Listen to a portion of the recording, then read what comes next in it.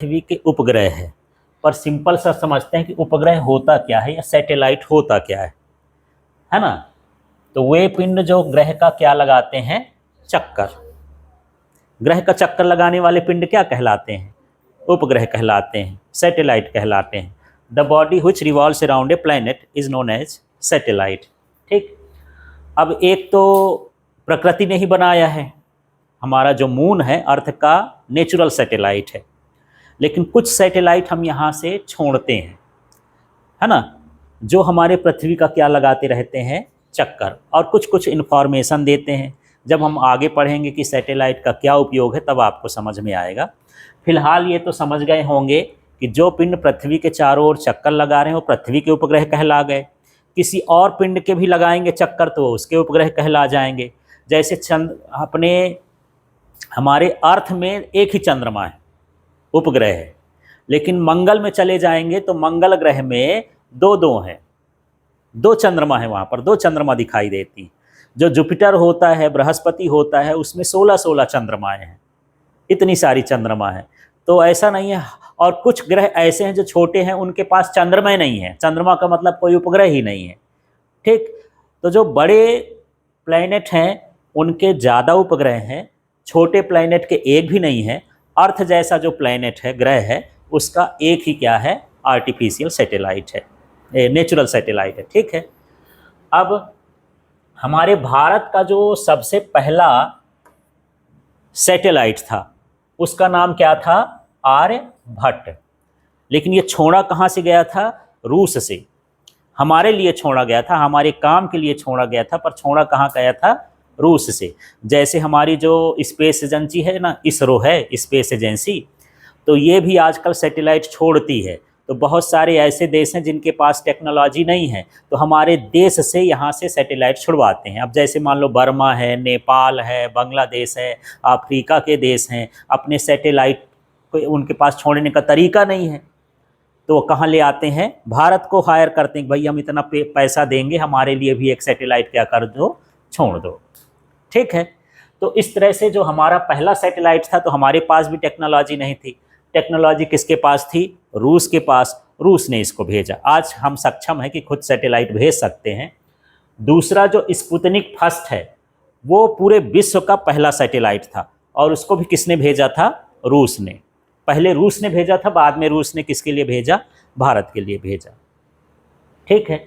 अब उपग्रह कैसे प्रक्षेप करते हैं, कैसे कक्षा में स्थापित करते हैं, वो गिरता क्यों नहीं है, वो चक्कर क्यों लगाता रहता है, ये सारी चीज़ों को हम समझेंगे कि उपग्रह के प्रक्षेपण का सिद्धांत क्या है, principle of launching of satellite को हम सैटेलाइट को छोड़ते कैसे हैं।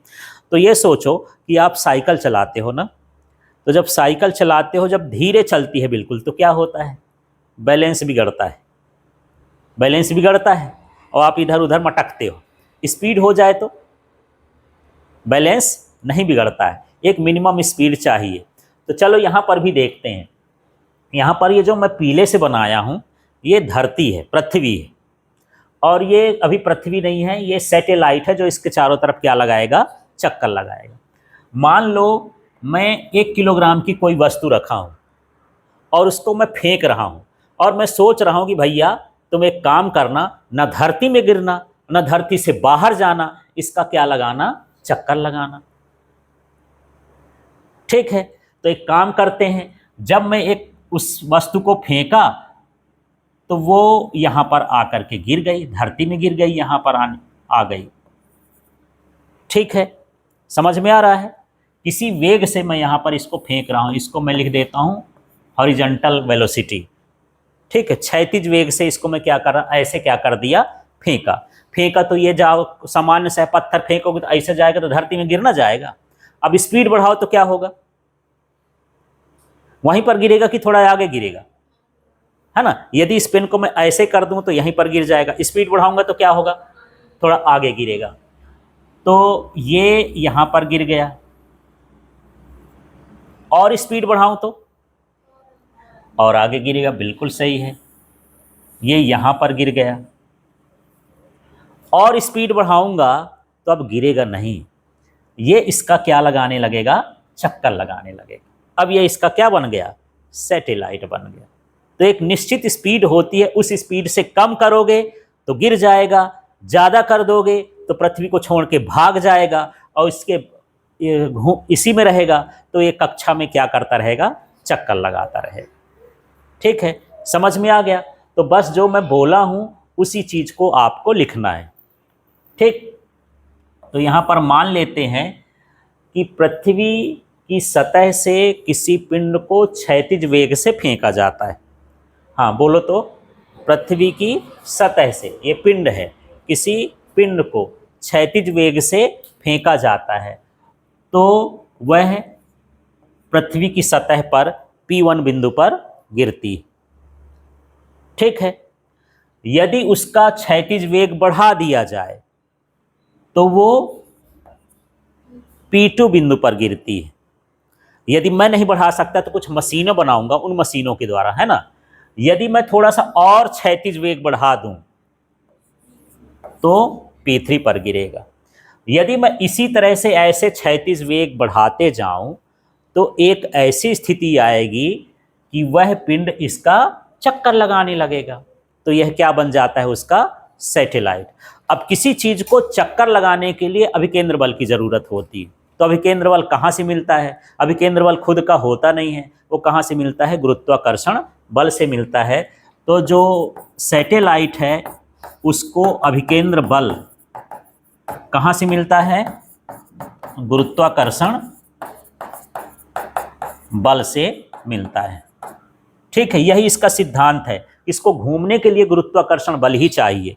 कोई भी, मैं उस दिन भी बताया था गुरुत्वाकर्षण पढ़ाते समय कि कोई भी पिंड जो इस ब्रह्मांड में किसी का चक्कर लगा रहा है, सिर्फ किसके कारण लगा रहा है? गुरुत्वाकर्षण के कारण। चंद्रमा भी लगाती है तो पृथ्वी के गुरुत्वाकर्षण के कारण। पृथ्वी हमारा सूर्य का चक्कर लगा रही है तो भी किसके कारण? गुरुत्वाकर्षण के कारण। तो हर चीज जो है, और ये समझ लो कि जो हमारा सूर्य है वो आकाश गंगा का भी चक्कर लगा रहा है, तो आकाश गंगा भी उसके चारों तरफ घुमा रहा है उसको, तो वो किसके कारण है? गुरुत्वाकर्षण, ग्रेविटेशनल के कारण। हर चीज यहाँ पर ग्रेविटेशनल के कारण ही घूमती है, और घूमती हुई चीज में कौन सा बल चाहिए? अभिकेंद्र बल। तो ये मिलता कहाँ से है? गुरुत्वाकर्षण बल से मिलता है। ठीक है, बस ऐसा है। जैसे आप मोबाइल में तो आप सब कुछ चला लेते हो, पर रिचार्ज तो दूसरी जगह से कराना पड़ता है ना। ये इसका रिचार्ज है, अभिकेंद्र बल चलाना है तो ये इससे रिचार्ज करवाना पड़ेगा, तब ये चलेगा, चक्कर लगाएगा। ठीक है, तो चलिए अब इसको आपको लिखना है, तो कैसे कैसे लिखोगे? जो चित्र में दिखता है उसी का शब्द बना देना है। सबसे पहले देख लेते हैं, यहां पर एक और लिख देता हूं,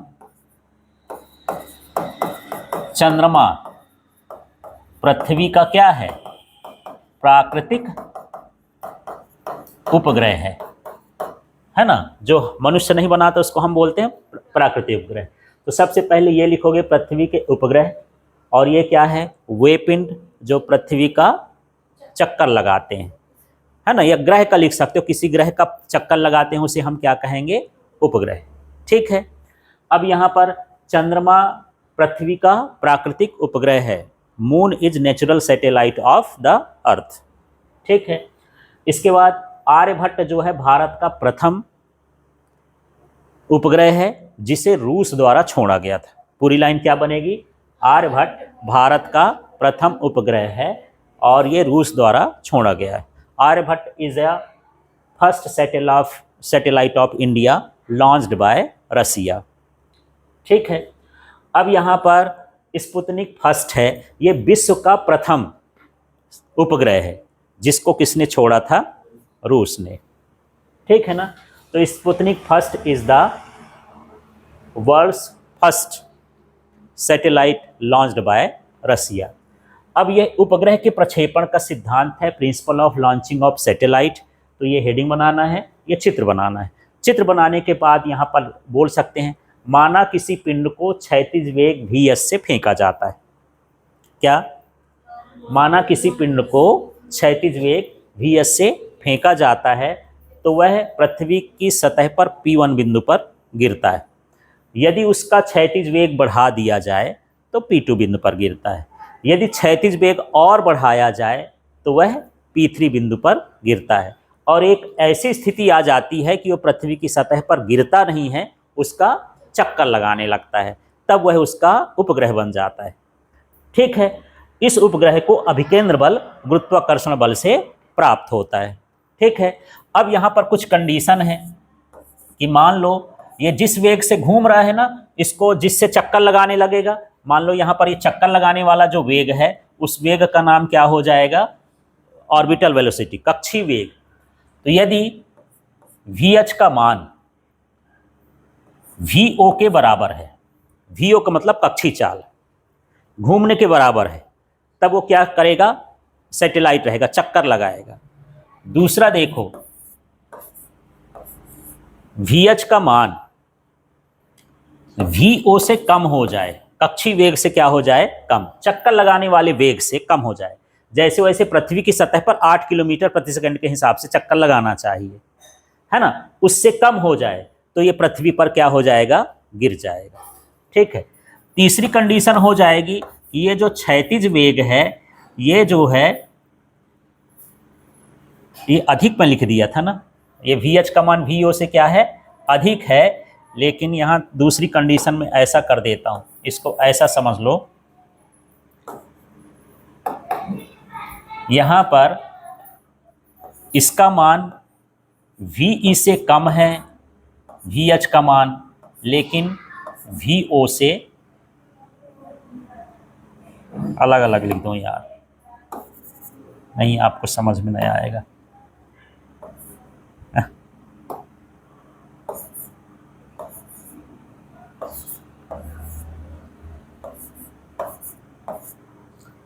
ये दो कंडीशन में इसी मिस में लिख दिया।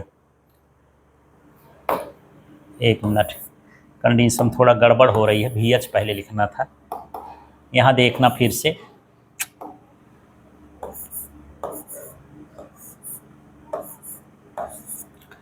अगली स्थिति ये ले लिए हैं कि VH का मान पलायन वेग से क्या हो जाए, अधिक हो जाए, तो क्या होगा, वो पृथ्वी को छोड़ करके भाग जाएगा।